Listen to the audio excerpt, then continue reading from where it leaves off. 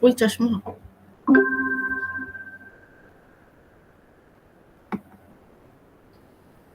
Good morning students. आज का हमारा विषय है हिंदी भाषा दक्षता का विकास।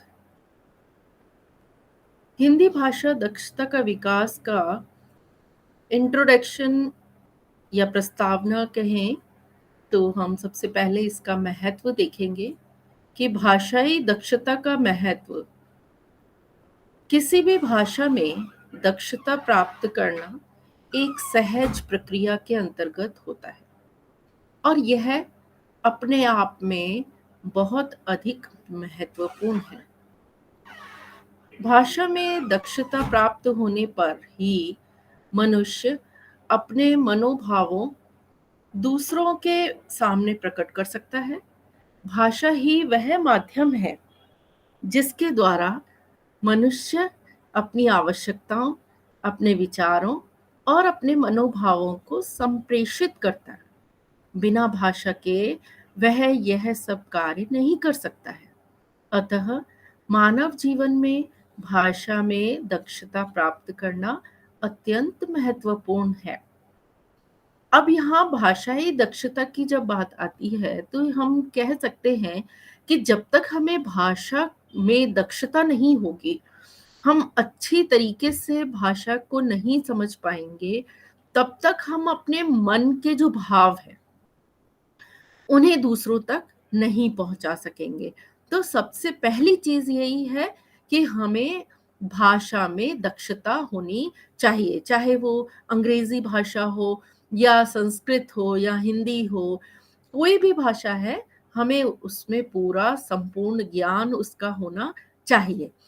तभी हम उसका प्रयोग अच्छी तरीके से कर सकते हैं और वो हमारे लिए महत्वपूर्ण भी हो सकती है।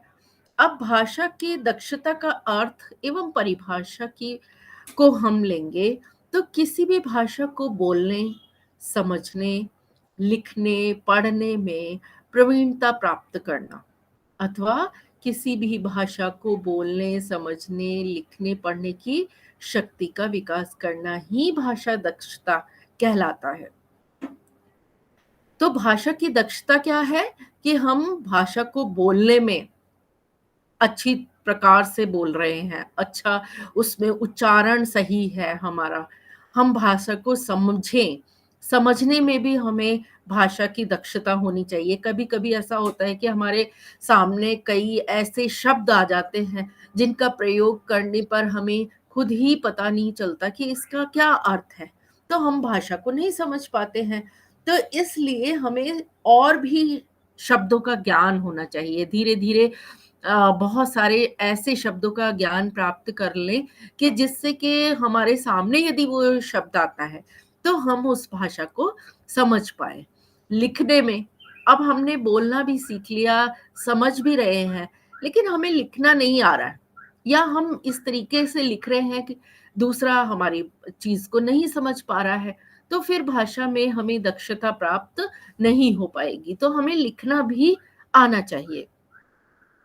अब पढ़ने में प्रवीणता, पढ़ना, हम भाषा को, बहुत सारी हमारी पुस्तकें हैं जो कि ग्रंथ हैं जिन्हें हमें पढ़ना भी आना चाहिए, पढ़ने में भी प्रवीणता होनी चाहिए।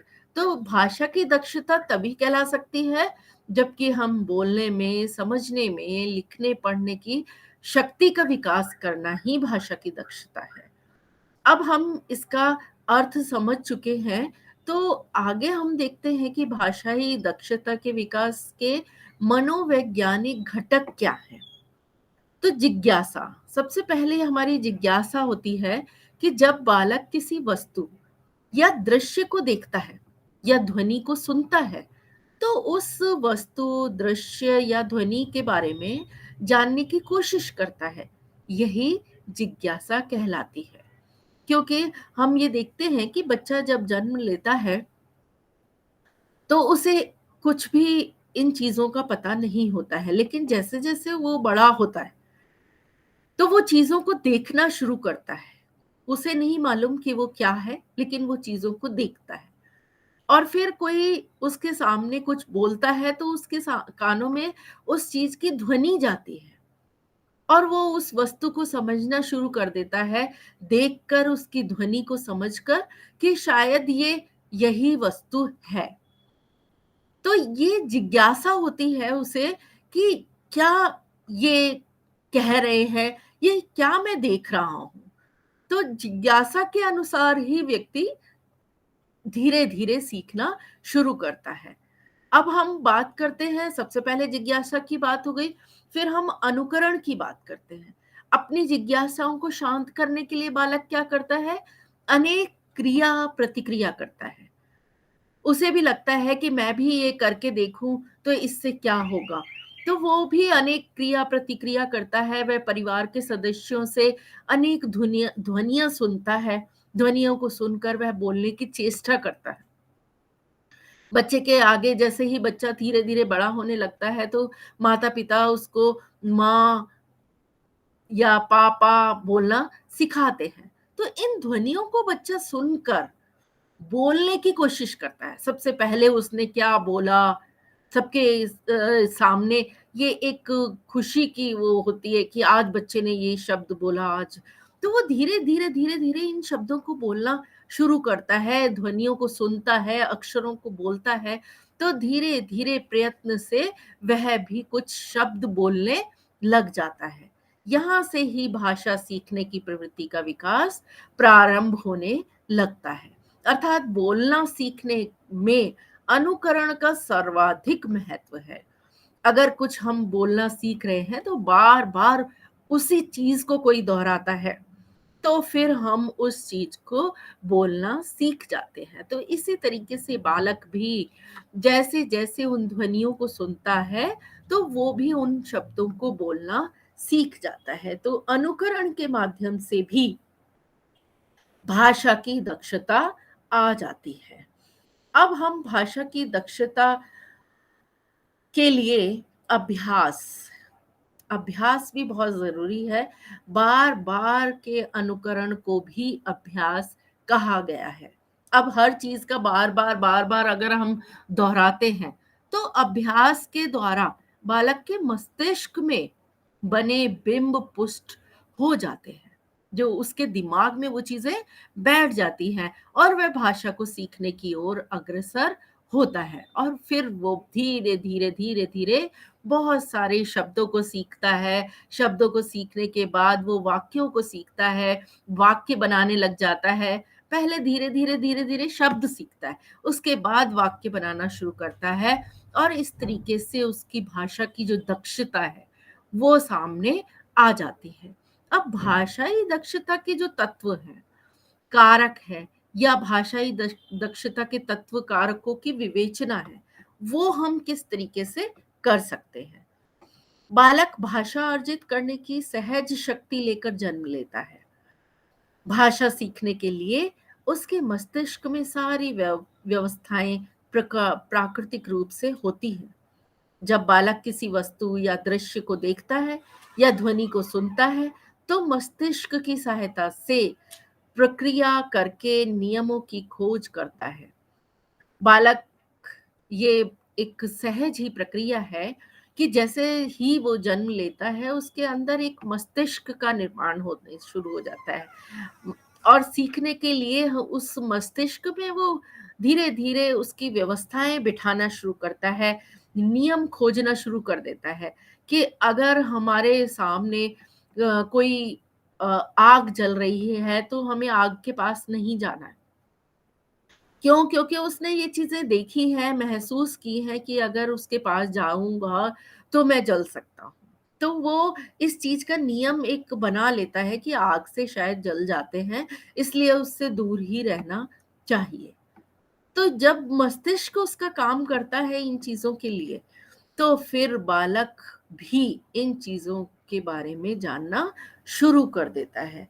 तो भाषा की जो दक्षता है, उनके कारक तत्व हैं, उनको वो नियमों के आधार पर सीखता चला जाता है। अब धीरे धीरे हम ये देखते हैं जैसे जैसे वह नवीन वस्तुओं से परिचित होता जाता है वैसे वैसे वह उनके साथ अनेक क्रियाएं करता है। जब वे क्रियाएं बार-बार होती हैं, तो उन सभी का एक बिंब उसके मस्तिष्क में बनता चला जाता है और भाषाई दक्षता के विकास में इन बिंबों का सर्वाधिक महत्व है। जैसे कहीं पे भी बारिश हो रही है, वर्षा हो रही है, तो माता-पिता उसे समझाते हैं कि बाहर नहीं जाना है, क्योंकि यदि बाहर गए तो आप भीग जाओगे। तो उससे उसे पता नहीं चलता कि मैं भीग जाऊँगा, सब बोल रहे हैं। लेकिन अगर वो बाहर जाता है और क्रिया कर रहा है, तो बाहर जाने के बाद उसे लगने लगता है कि अरे! मैं तो भीग रहा हूँ। तो उसका बिंब जो है, वो उसके मस्तिष्क में बैठ जाता है कि अगर मैं बाहर गया तो मैं भीग जाऊँगा। तो धीरे-धीरे क्या हुआ कि वो जो ये दक्षता है, उसके अंदर आना शुरू हो जाती है और इसका सर्वाधिक जो महत्व है, वो उसे समझ में आने लगता है। अब बिंब का जो निर्माण है तथा उसकी जो भूमिका है, वो किसके आधार पर होती है? भाषाई दक्षता में व्याप्त भाषाई दक्षता एवं इसके बिंब बिंदु जैसे उसकी परिभाषा है, विकास है, भाषाई दक्षता के प्रकार हैं, भाषाई दक्षता के महत्व है, घटक है या तत्व है एवं बिंब है, उसका निर्माण किस आधार पर होता है। तो सबसे पहली चीज है दृश्य। दृश्य या चाक चाक्षुक बिंब जो हम देखते हैं। तो सबसे पहले बालक जब किसी वस्तु या दृश्य को पहली बार देखता है, तो उसका चित्र आंखों के माध्यम से बालक के मस्तिष्क में अंकित हो जाता है। वो कोई हाथी देख लिया, अब हाथी का चित्र आँखों के द्वारा कहाँ जाता है? उसके मस्तिष्क में चला जाता है कि हाथी एक बहुत विशालकाय जानवर है और उसके इतने बड़े-बड़े कान होते हैं, उसके एक पूँछ भी होती है और इस तरीके से छोटी-छोटी आँखें होती हैं। तो बालक के सामने उसके आँखों को केवल देख रहा है और देखने के माध्यम से उसके मस्तिष्क में वो सारी चीज़ें चली गई। तो वो देखने के माध्यम से भी वो बिंब उसके दिमाग में बैठ जाता है। जब बालक पुनः उसी चित्र दृश्य को देखता है, तो पहला चित्र अपने आप ही सक्रिय हो जाता है। जैसे ही वो उस चीज़ को देखेगा, उसे अपने आप ही पता चलने शुरू हो जाएगा। अगर किसी किताब में उसने हाथी का चित्र देख लिया, तो वो अपने आप पता चल जाएगा कि अरे! मैंने तो इसको देखा था, ये तो हाथी है। तो क्या हुआ कि आँखों से उसने देखा और उसके मस्तिष्क में ये चीज़ चली गई। तो चित्र के माध्यम से वो सक्रिय हो जाता है। अब हम यहाँ इस प्रक्रिया के माध्यम से जो बिंब बनना बच जाता है और इसे ही दृश्य बिंब कहा जाता है कि हमने देखने से कुछ सीखा है। तो यह भाषा सीखने का पहला बिंब है कि हम देखकर सीख रहे हैं। अब जो दूसरा बिंब हमारे सामने आता है वो है श्रुति। श्रुति, श्रुत या श्रवण बिंब, यानी कि दृश्य बिंब बनाने के पश्चात जब परिवार के सदस्य उस वस्तु को दिखाकर उसका नाम लेते हैं, तो बालक का मस्तिष्क उस वस्तु और उसके नाम की ध्वनि के साहचर्य स्थापित कर लेता है। यही बात पहले जो उदाहरण मैं दे रही थी, उसमें ये था कि बच्चे ने देखा है, हाथी को देखा है, उसे नहीं पता ये हाथी है। केवल उसका दृश्य बिंब गया है उसके मस्तिष्क में। अब यहाँ परिवार के लोग हाथी को देखकर बोल रहे हैं कि अरे ये तो हाथी है, हाथी है। तो क्या हुआ? बच्चे के कानों में वो आवाज़ गई कि ये हाथी है। तो श्रवण के माध्यम से उसको सुनने के द्वारा उसकी ध्वनि जाने के बाद पता चला कि जो ये देख रहा हूँ मैं वो हाथी है। पहले शुरू में तो वो देखता ही है चीज़ों को, उसे वस्तुओं के नाम नहीं पता है। कोई प्लेट है, थाली है, ग्लास है, चम्मच है, उसे नहीं मालूम। केवल वो देख रहा है चीज़ों को। लेकिन धीरे-धीरे पता चलता है परिवार में लोग बोल रहे हैं कि बेटा चम्मच ले आना, तो उसे पता चलता है, अच्छा इसे चम्मच कहते हैं, अरे इसे प्लेट कहते हैं, इसे थाली। तो वो धीरे-धीरे, धीरे-धीरे उन वस्तुओं के नाम सीख रहा है, क्योंकि उसकी ध्वनि उसके कानों में जा रही है। तो पुनः वही शब्द बालक के सामने दोहराया जाता है, तो फिर उसका चित्र बालक के मस्तिष्क में उभर आता है। इस प्रकार दृश्य बिंब के साथ श्रव्य बिंब भी बालक के मस्तिष्क में सक्रिय हो जाता है। यही श्रव्य बिंब है। यह भाषा सीखने का दूसरा महत्वपूर्ण बिंब कहलाता है। तो ये चीजें एक क्रमबद्धता बनी हुई है। पहले उसने देखा चीजों को, उसके बाद सुना चीजों को, तो यहाँ दृश्य बिंब और श्रव्य बिंब उसके सामने आ जाता है। अब जब हम इन चीजों की बात करते हैं, उसके बाद जो हमारा तीसरा जो बिंब आता है वो है विचार बिंब। दृश्य तथा श्रव्य बिंबों के माध्यम से बालक का भाषाई विकास शुरू हो जाता है। धीरे धीरे उसकी भाषा का विकास शुरू हो रहा है। पहले शब्दों का ज्ञान उसने लिया, उसके बाद धीरे धीरे उसके वाक्य बनना शुरू हुए, धीरे धीरे उसके सामने चीजें आने लग जाती हैं। तो धीरे धीरे इन्हीं दोनों बिंदुओं के माध्यम से बालक के वैचारिक बिंब बनने लगते हैं। फिर वो विचार करने लग जाता है। बालक दृश्य और वस्तुएं देखता है, ध्वनियां सुनता है, जिससे उसके विचार को पुष्टि मिलती है। वो विचार करना शुरू कर देता है। विभिन्न आकार, प्रकार या रंग रूप की एक ही वस्तु के लिए बालक जब एक ही नाम सुनता है,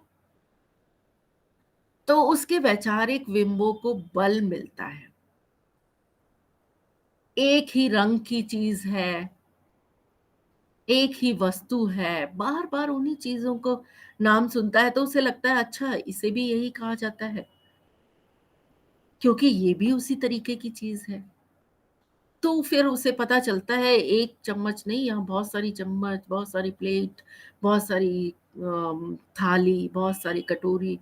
तो इस एक एक चीज को देखकर बार बार उसे ये लगता है कि अच्छा ये भी यही है, ये भी इसी तरीके की है। तो उसके विचार बनने शुरू हो जाते हैं कि जब एक ही रंग की, एक ही आकार की, एक ही प्रकार की, एक ही रंग रूप है, तो इस वस्तु का नाम यही है।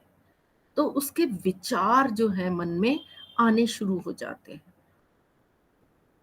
तो निरीक्षण, पहले वो निरीक्षण कर रहा है सब चीजों का, फिर वो तुलना कर रहा है, देख भी रहा है कि एक ही प्रकार की सारी चीजें हैं, तुलना भी कर रहा है कि अरे ये भी उसी तरीके की चीज है।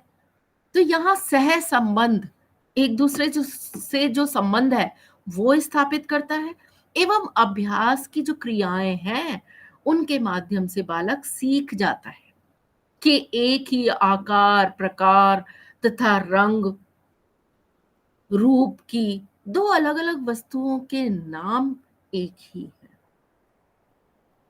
तो फिर हम इन्हें भी इसी नाम से पुकार सकते हैं।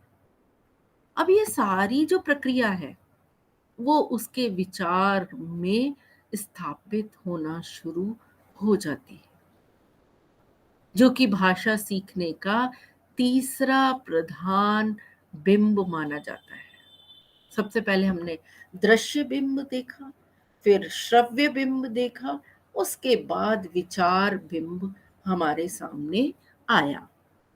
अब विचार बिंब के बाद हम भाव बिंब की बात करेंगे। आयु बढ़ने के साथ साथ बालक के विचारों में परिपक्वता आती है, उसके विचार और अच्छे पक्के हो जाते हैं चीजों के लिए। फिर विचार बिंब के सामंजस्य से बालक के भाव बिंब का निर्माण होता है। बालक में जो भाव है वो भी बनना शुरू हो जाते हैं, उसमें विभिन्न तरह के भाव उत्पन्न होते हैं।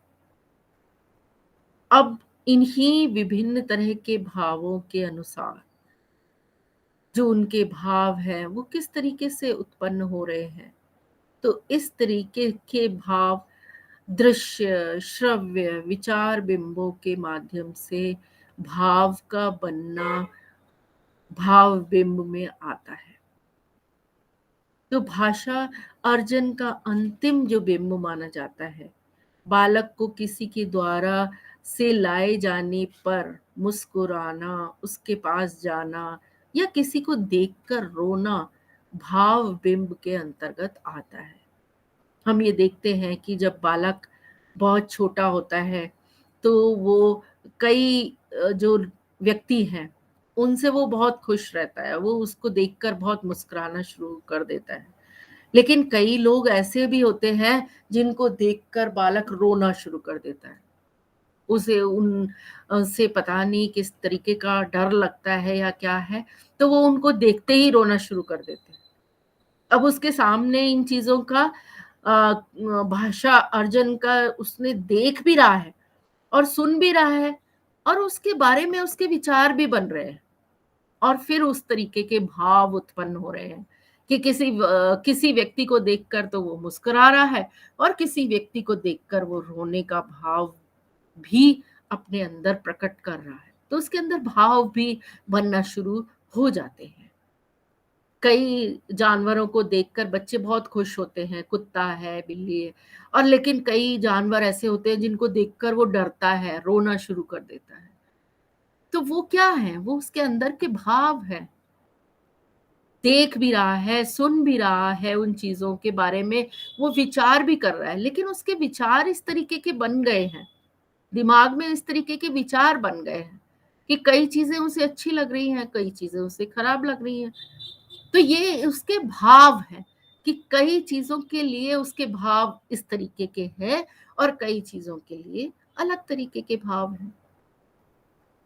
तो यहाँ ये सारी चीज़ें हमें पता होनी चाहिए कि हिंदी भाषा की जब हम दक्षता की बात करते हैं, तो दृश्य बिंब, श्रव्य बिंब, विचार बिंब और भाव बिंब, ये धीरे-धीरे क्रमशः बच्चे के दिमाग में, मस्तिष्क में बैठने लगते हैं, ये बिंब आने लग जाते हैं। तो भाव बिंब एक आखिरी बिंब होता है जो कि भाषा अर्जन करवाता है। अब हमें ये चारों बिंब अच्छी तरह से पता चल गए हैं, हमें अच्छी तरह याद हो गए हैं। अब शिशु में वाक विकास, अब जो बच्चा है वो किस तरीके से बोलने का उसमें विकास शुरू होता है। तो अब इसमें क्रंदन, क्रंदन के लिए जब वो क्रंदन करता है, रोता है, चिल्लाता है, 5 माह की आयु का बालक, 5 महीने का जब बालक हो जाता है तो वो क्रंदन करने लगता है। अलग अलग तरीके की आवाजें, वह वाग्य यंत्रों के विकास की पहली सीढ़ी है और भाव अभिव्यक्ति की आदिम स्थिति भी। सबसे पहली जो भाव अभिव्यक्ति है, बच्चा 5 महीने का होने पर बालक रोना शुरू करता है, क्रंदन करने लग जाता है कि मुझे ये चीज चाहिए, या उसके बाद वो रोकर चीज़ों को माँगता है। अगर उसे भूख लगी है, तो वो रोना शुरू कर देता है। तो लगने लगता है माता को भी कि हाँ भई, बच्चे को भूख लग रही है, ये रो रहा है। या वो कभी-कभी वो गीला हो गया, बाथरूम कर ली, गीला हो गया, तो फिर वो रोना शुरू कर देता है। तो इससे पता चल जाता है कि अरे भई, कुछ गड़बड़ है, ये गीला हो रहा है। तो इन रो-रो के वो अपनी चीज़ों को, भाव को अभिव्यक्त करता है। सबसे पहली सीढ़ी यही है कि वो रोक कर अपनी चीज़ों को बताता है। तो वो यहाँ क्या हो रहा है, भाषा का धीरे-धीरे वाक विकास हो रहा है, बोली का विकास इस तरीके से किया जा रहा है। फिर 5 माह के बाद किलकारी। कई बार आपने देखा होगा कि बच्चा छोटा होता है तो बहुत तेज़ी से किलकारी करता है, ध्वनि करता है, बहुत बुरी तरह से चीखता है। तो 5 माह से 8 माह का जब होता है, 8 महीने का बालक होता है, तो वो स्वतः ही निरर्थक ध्वनियाँ निकालता है। अपना लेटा-लेटा ही बड़ी ध्वनियाँ निकालना शुरू कर देता है, जिसे हम किलकारी कहा जाता है। किसी को देखकर बहुत तेज़ी से चिल्लाता है, तो वो किलकारी हुई। वह भावी भाषा एवं ध्वनि के विकास की आधारशिला बनती है। तो वहाँ देखकर हमें लगने लगता है कि बच्चे को शायद ये चीज़ बहुत अच्छी लग रही है या ये बहुत बेकार लग रही है, वो किस तरीके से चीख रहा है। तो वो किलकारी मारता है 5 से 8 माह का बच्चा। अब धीरे-धीरे, धीरे-धीरे ये क्या हो रहा है, बच्चे में विकास होता जा रहा है। फिर आगे हम देखते हैं बबलाना। अपने आप ही लेटे-लेटे बच्चा बड़बड़ाता रहता है। 7 से 9 महीने का जो बालक है। अब 9 महीने का बालक कुछ ध्वनियाँ बार-बार दोहराने लगता है। माँ, माँ, पा, पा ऐसे बोलने शुरू कर देता है। एक ही अक्षर को बार-बार उस ध्वनि को वो दोहराता है। यह ध्वनियाँ ज़्यादातर स्पष्ट होती हैं। हमें सुनना शुरू हो जाता है। 9 महीने के बाद बच्चे की जो बोली है वो हमें कानों में आना शुरू हो जाती है, सुनते हैं हम उस ध्वनि को और साफ हमें सुनाई देती है कि बच्चा क्या बोल रहा है। तो ये सारी 9 महीने के अंदर-अंदर सारी चीज़ें हमें सुनाई देने लग जाती है। कई बच्चे चलने भी शुरू हो जाते हैं 9 महीने में। तो इन चीज़ों का विकास जो है बालक का, धीरे-धीरे होना शुरू हो जाता है। अब प्रारंभिक शब्द और वाक्य विन्यास, शुरू-शुरू में जो शब्द हैं या वाक्य बनना है, वो किस तरीके से 1 वर्ष का होते-होते जब वो 1 साल का बच्चा हो रहा है धीरे-धीरे, 9 महीने का तो बता ही दिया, 9 के बाद 10, 11, 12 और 2-3 महीने के बाद, यानी 1 वर्ष हो गया। 1 वर्ष के बाद वो सबसे पहला जो शब्द निकालता है, जिसका उच्चारण वो करता है, यह एक शब्द के वाक्य बनते हैं। अब वो धीरे-धीरे क्या होते हैं, वो वाक्य बनना शुरू हो जाते हैं। यह बाल व्याकरण की स्थिति है। यानी वो जब वो छोटा है, तब से ही उसके शब्द शुरू हो जाते हैं। पहले उसने क्या बोला, फिर उसके बाद क्या बोला और धीरे-धीरे, धीरे-धीरे उसके वाक्य बनना शुरू हो जाते हैं। फिर वो वाक्यों में बोलने लगता है कि मुझे ये चीज़ चाहिए, मुझे भूख लगी है या मुझे वहाँ जाना है। तो इन चीज़ों के बारे में धीरे-धीरे वो बाल बाल व्याकरण कहलाती है, कि जो बच्चा है, वो किस तरीके से व्याकरण की स्थिति में आ रहा है, धीरे-धीरे। फिर उत्तर वाक्य विन्यास। अब उत्तर वाक्य विन्यास में 1.5 वर्ष का होने तक बालक 2 से 3 शब्दों वाले वाक्यों को सीख लेता है। जब वो 1.5 वर्ष का होता है, 1 और आधा, 1.5 वर्ष का जो बालक होता है, वो पहले एक-एक शब्द सीख रहा है, फिर वो 2-2 वाले शब्द सीख रहा है, 3-3 वाले शब्द सीख रहा है और फिर उनको धीरे-धीरे वाक्यों में प्रयोग करना सीख रहा है। यह अवस्था टेलीग्राफिक भाषा स्थिति की होती है। अब यहाँ पर धीरे-धीरे वो टेलीग्राफिक भाषा की जो स्थिति है, उसमें सामान्य बालक की भाषा में ध्वनि विकास सामान्य अवस्था में प्रारंभ होता है।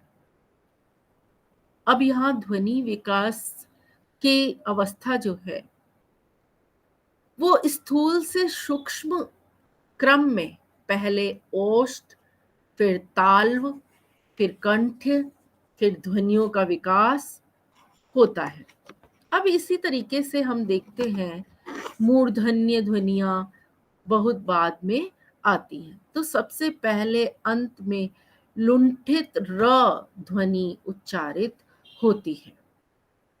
अब जब इस तरीके की ध्वनि उच्चारित होना शुरू हो जाती है, तो फिर हम इन ध्वनियों को मूर्धन्य ध्वनियाँ कहते हैं। अब 1.5 वर्ष का बच्चा वाक्य जब सीख रहा है तो उसकी अवस्था को हम टेलीग्राफिक भाषा की स्थिति कहते हैं, और सामान्य बालक की जो भाषा है उसे ध्वनि विकास की अवस्था तक लाते हैं।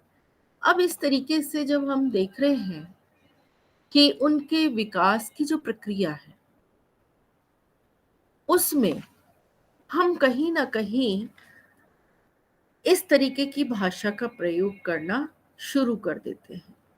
अब प्रारंभिक भाषा के बाद हम भाषा के विभिन्न अंग और उनका विकास देखते हैं। भाषा के 5 अंग माने जाते हैं।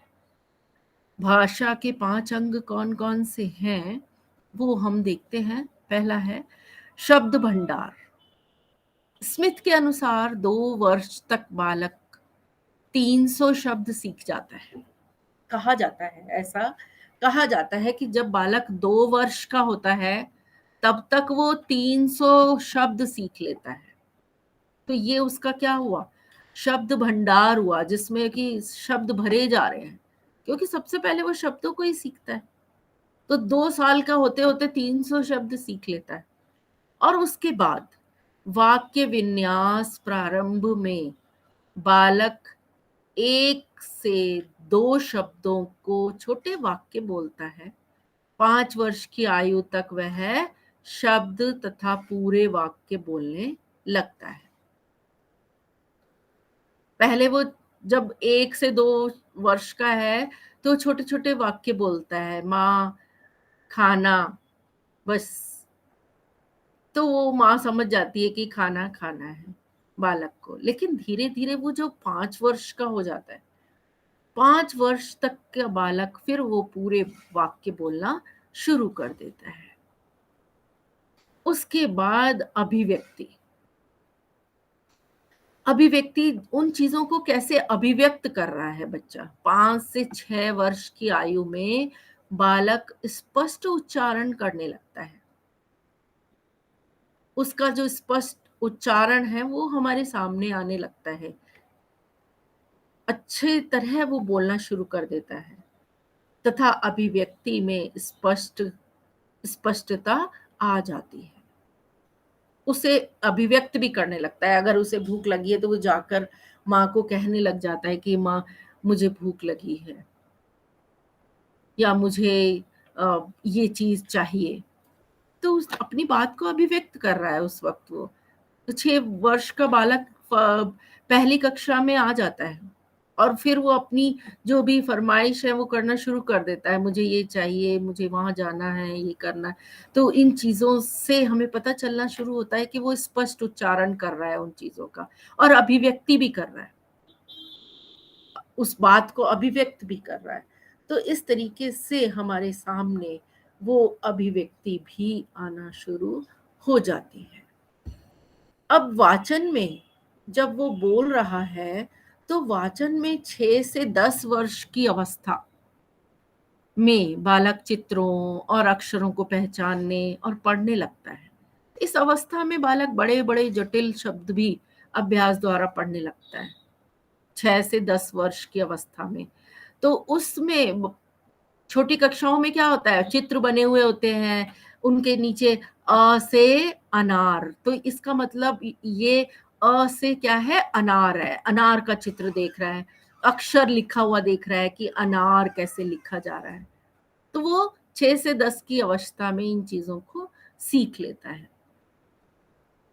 उसके बाद बालक बड़े बड़े जटिल जो शब्द हैं उनका भी अभ्यास द्वारा पढ़ने लगता है। फिर लिपि। लिपि में 5 वर्ष की आयु तक बालक की मांसपेशियां कोमल होती हैं, धीरे धीरे मजबूत होती हैं। तो वो लिपि का एक लिखने का जो तरीका है वो भी सीखना आरंभ करता है। अब बालक को लिखना आरंभ करता है धीरे धीरे। 6 से 10 साल की उम्र में वो लिखने में भी कुशल होना शुरू हो जाता है। लेखन में दृश्य और श्रव्य बिंब बहुत सहायक होते हैं। अतः हमें आशा है कि आप लोगों को भाषाई जो दक्षता है उसमें व्याप्त भाषाई दक्षता एवं उसके जो बिंब हैं, बिंदु हैं, जैसे किसकी परिभाषा है, विकास है, भाषाई दक्षता के प्रकार हैं, भाषाई दक्षता में महत्व है, घटक है, इन चीज़ों का निर्माण आदि जो है, वो उनके लिए उपयोगी सिद्ध होने लगते हैं। तो यहाँ हमने 5 जो अवस्थाएँ थी वो उनकी देखी। अब भाषा की जो शिक्षण की विधि है, वो हमें पद्य शिक्षण सबसे पहले हमने देखा सामान्य रूप में जो पद्य छंदोबद्ध होते हैं, वह पद्य कहलाते हैं और उनका भी किस तरीके से लय आदि का पूरा ध्यान रखा जाता है। कविता छंदोबद्ध भी हो सकती है, छंद रहित भी हो सकती है।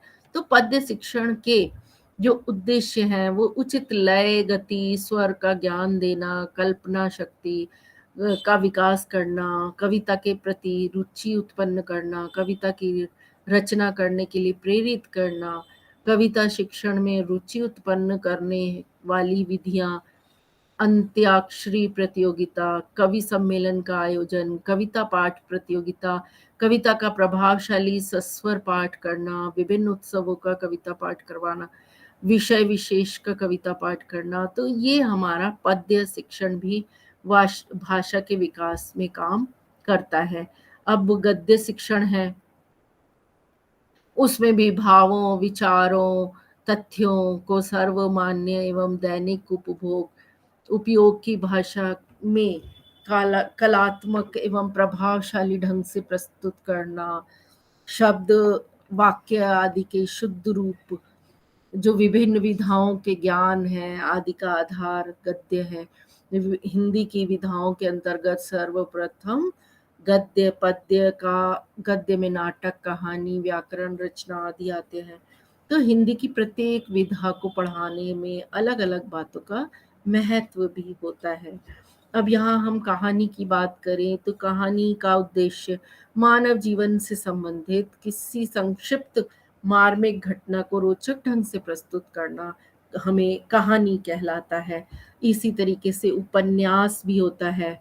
उपन्यास में हम जब उपन्यास की बात करते हैं तो उपन्यास में सामाजिक, ऐतिहासिक आदि अनेक पर जीवन के व्यापक विषयों का कथात्मक चित्रण जो है वो किया जाता है।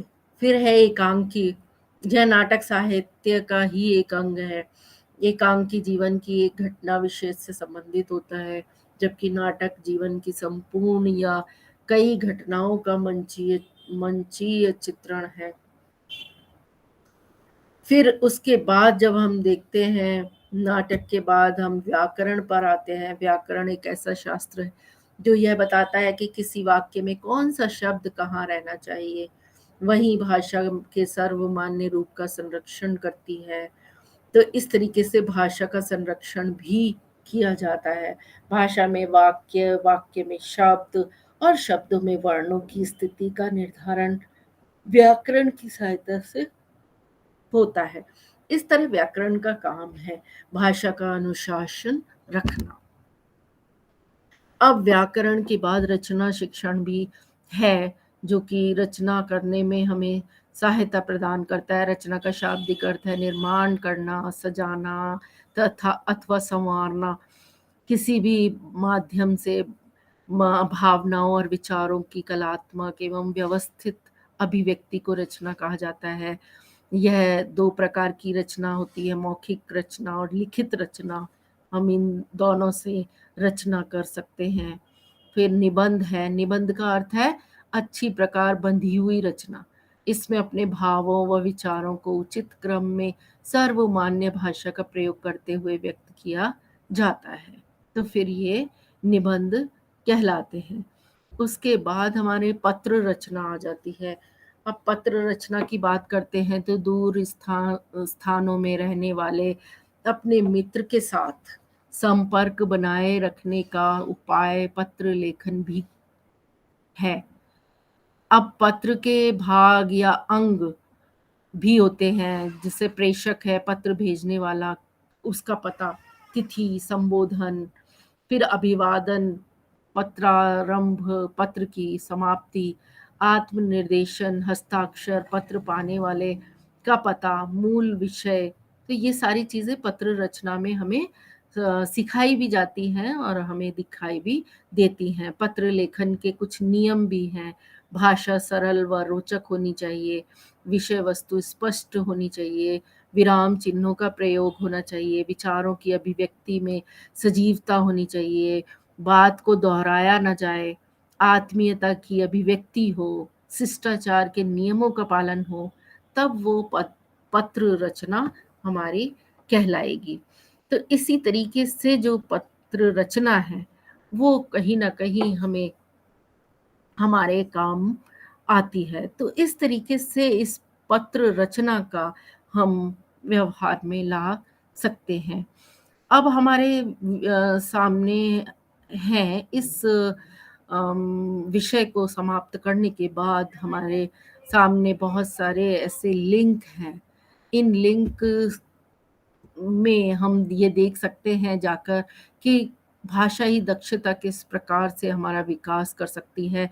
अभी हमने इस विषय को विस्तार पूर्वक आप लोगों के सामने रखा है और बहुत सारी चीज़ें आपको समझ में आ गई होंगी कि किस तरीके से भाषा में दक्षता का विकास होता है और इन चीज़ों को हम धीरे-धीरे सीख पाते हैं। और इन्हीं लिंक पर जाकर आप और भी इस बारे में जानकारी प्राप्त कर सकेंगे। अब इस विषय से संबंधित हमारे पास कुछ बहुविकल्पीय प्रश्न हैं, जिन्हें हम देखेंगे। पहला प्रश्न है, पढ़ने की कुशलता का विकास करने के लिए ज़रूरी है कि बालक की द्रुत गति से पढ़ने के लिए बाध्य किया जाए, बच्चों को बोल-बोल कर पढ़ने के लिए निर्देश दिए जाएँ, बच्चों को शब्दार्थ जानने के लिए बाध्य किया जाए, बच्चों को विविध प्रकार की विषय सामग्री उपलब्ध कराई जाए। तो इसका उत्तर है कि बच्चों को बोल-बोल कर पढ़ने के लिए निर्देश दिए जाएँ। तभी बोल-बोल कर पढ़ने से पढ़ने में कुशलता आती है। वो बोलना भी सीखता है, उच्चारण करना भी सीखता है और उसको याद भी चीज़ें हो जाती हैं। अब दूसरा प्रश्न है, पाठ्य वस्तु का भावपूर्ण पठन। वो किस तरीके से होगा? केवल कविताओं पर ही लागू होता है? पठन का एकमात्र आदर्श रूप है? पठन की पहली और अनिवार्य शर्त है? या फिर अर्थ को समझने में मदद करता है? तो हमारा सही उत्तर है कि वो अर्थ को समझने में मदद करता है। अब अगला प्रश्न है, भाषा शिक्षण के संदर्भ में कौन-सा कथन सही नहीं है? भाषा शिक्षण के संबंध में भाषागत शुद्धता के प्रति अत्यधिक कठोर रवैया नहीं अपनाना चाहिए। समृद्ध भाषिक परिवेश में बच्चे स्वयं नियमों का निर्माण करते हैं। भाषा शिक्षण में समृद्ध भाषिक परिवेश उपलब्ध कराना ज़रूरी है। भाषा की नियमबद्ध व्यवस्था को केवल व्याकरण के माध्यम से ही जाना जा सकता है। तो इसका सही उत्तर होगा हमारे सामने, समृद्ध भाषिक परिवेश में बच्चे स्वयं नियमों का निर्माण करते हैं। अगला प्रश्न, बच्चों में भाषा सीखने की क्षमता जन्मजात होती है, अतः उनकी इस क्षमता का भरपूर प्रयोग करते हुए भाषाई नियम सिखाए जाने चाहिए। बच्चों को समृद्ध भाषिक परिवेश उपलब्ध कराया जाना चाहिए। भाषा शिक्षण का कार्य नहीं किया जाना चाहिए। भाषा शिक्षण का कार्य घर पर ही किया जाना चाहिए। अब इसमें इसका सही उत्तर होगा कि बच्चों को समृद्ध भाषिक परिवेश उपलब्ध कराया जाना चाहिए। अब अगला प्रश्न आता है, पठित अंश पर प्रश्नों का निर्माण करवाने से। अगर कोई पठित अंश है, उसमें हम कहते हैं कि प्रश्नों का निर्माण कीजिए, तो वहाँ हम प्रश्न बैंक तैयार हो जाता है, जिसका उपयोग प्रश्न पत्र बनाने में किया जाता है। बच्चों की ऊर्जा, समय व्यर्थ चला जाता है, बच्चों की पढ़कर समझने की योग्यता का आकलन होता है, प्रश्न पत्र बनाने में आसानी होती है। सबसे सही उत्तर यहाँ पर है कि बच्चों को पढ़कर समझने की योग्यता का आकलन होता है। अब एक अगला प्रश्न है, रागिनी हमेशा हैंडपंप को चलाकर बोलती है, चापाकल बोलती है। एक शिक्षिका के रूप में आप क्या करेंगी? उसे डांटेंगे कि उसने गलत शब्द का प्रयोग किया है, उसकी तरफ कोई ध्यान नहीं देंगे, रागिनी को समझाएंगे कि यह चापाकल नहीं है, हैंडपंप है, या संपूर्ण कक्षा को बताएंगे कि हैंडपंप को चापाकल भी कहा जाता है? इसका सही उत्तर है कि संपूर्ण कक्षा को बताएंगे कि हैंडपंप को चापाकल भी कहा जाता है। अब अगला प्रश्न है, भाषा तब उस सबसे सहज और प्रभावी रूप में सीखी जाती है जब भाषा प्रयोग की दक्षता प्रमुख उद्देश्य हो, भाषा की पाठ्य वस्तु में अधिक से अधिक पाठों का समावेश हो, भाषा के नियम कंठस्थ कराए जाएं, भाषा शिक्षक कठोर रवैया अपनाते हैं। यहाँ सही उत्तर है इसका, भाषा प्रयोग की दक्षता प्रमुख उद्देश्य हो। अगला प्रश्न मुहावरे और लोकोक्तियों का प्रयोग करना है। मुहावरे और लोकोक्तियों का प्रयोग करना भाषिक अभिव्यक्ति को प्रभावी बनाता है, केवल गद्य पाठों की अभ्यासों का हिस्सा है, व्याकरण का प्रमुख हिस्सा है, हिंदी भाषा शिक्षण का सबसे महत्वपूर्ण उद्देश्य। सही उत्तर है, भाषिक अभिव्यक्ति को प्रभावी बनाता है। अगला प्रश्न है हमारे सामने, निम्नलिखित में से कौन सी विधा का अनिवार्य सस्वर पठन किया जाना अपेक्षित है? निबंध का, एकांकी का, जीवनी का, आत्मकथा का? सबसे ज्यादा अपेक्षित है एकांकी। ये इसका सही उत्तर होगा। अगला प्रश्न जो कि अंतिम प्रश्न है, भाषा की पाठ्य पुस्तक को में लोकगीतों को स्थान देना भाषा की सांस्कृतिक विशेषता से परिचित होने में मदद करता है, बच्चों को संगीत सिखाने में जुड़ा है, गायन को महत्व देना है, परंपरा को निर्वाह करना है।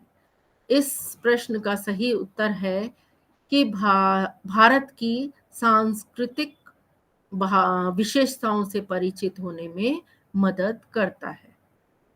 तो यहाँ हमारे इस विषय से संबंधित जो प्रश्न थे वो यहीं समाप्त होते हैं, और इन प्रश्नों के बाद हमने ये देखा कि आज हमने हिंदी भाषा दक्षता का विकास इस विषय का विस्तार से अध्ययन किया, और अब हम अगला जो विषय है वो अगली कक्षा में पढ़ेंगे। तब तक के लिए धन्यवाद।